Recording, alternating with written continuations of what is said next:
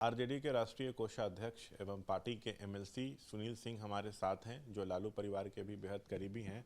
Sir, 2 चरणों में जो है वो वोटिंग समाप्त हो गई। रिकॉर्ड तोड़ वोटिंग परसेंटेज रहा है। इतना तो वोटिंग आज तक हुआ ही नहीं था आज़ादी के बाद। कल नतीजे आने हैं। आप लोगों को क्या लग रहा है कि कुछ गड़बड़ी काउंटिंग में की जा सकती है? वैसे जितने भी एग्जिट पोल के अनुमान आए हैं उसमें तो साफ दिखाया जा रहा है कि प्रचंड बहुमत के साथ फिर से एनडीए की सरकार बनेगी। देखिए, एग्जिट पोल की बात ना करें तो बेहतर है।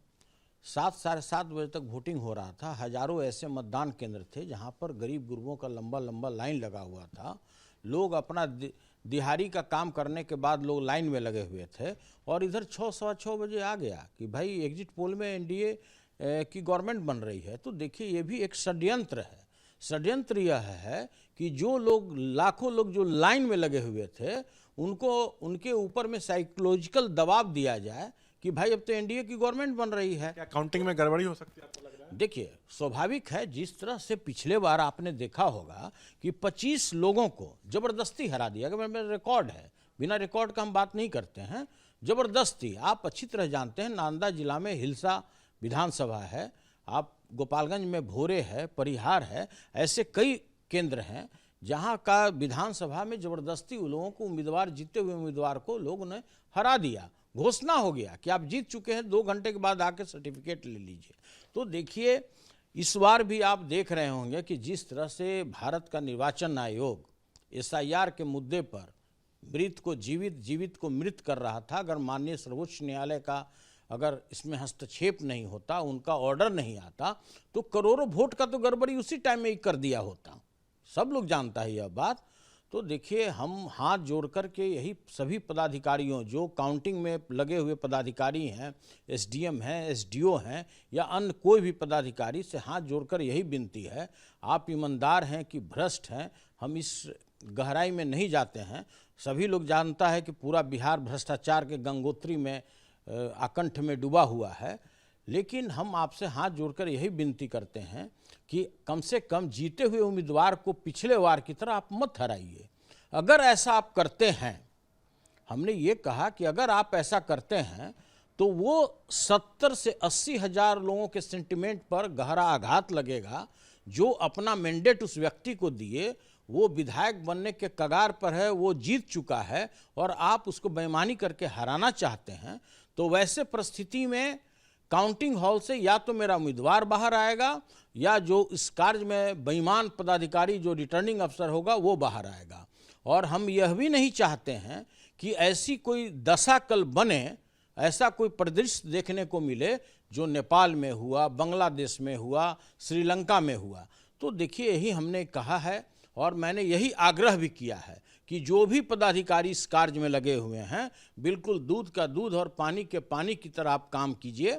आप कभी भी किसी के लिए पक्षपातपूर्ण काम नहीं कीजिए, आप न्यायपूर्ण काम कीजिए, किसी के दबाव में नहीं आइए। जो भी भ्रष्ट पदाधिकारी हैं, सीनियर पदाधिकारी हैं, जो टायर्ड हैं, जो रिटायर्ड पदाधिकारी। हालात कैसे हो जाएंगे आपको लगता है अगर गड़बड़ी हुई तो? क्या हालात कैसे हो जाएंगे? अरे भाई, आप, सिंपल सा बात है कि आप इतने लाख लोगों के सेंटिमेंट पर सीधा आघात पहुंचाइएगा, तो आपको ऐसा नहीं लगता है कि ये पूरे रोड पर, बिहार के रोड पर आपको नेपाल जैसा दृश्य दिखेगा, बांग्लादेश देश जैसा दृश्य दिखेगा? तो भयंकर हिंसा हुई थी सर। देखिए, हम हिंसा की बात नहीं करते हैं, और यह लोकतंत्र की अराजकता देखने को मिली। देखिए, वो बिहार जो है लोकतंत्र की धरती है। कोई भी आंदोलन का शुरुआत भी यहीं से हुआ है। महात्मा गांधी का जो सत्याग्रह आंदोलन हुआ 1917 में, उसका भी धरती यही है। और अगर संपूर्ण क्रांति हुआ लोकनायक जयप्रकाश जी का, तो वो भी धरती यही है।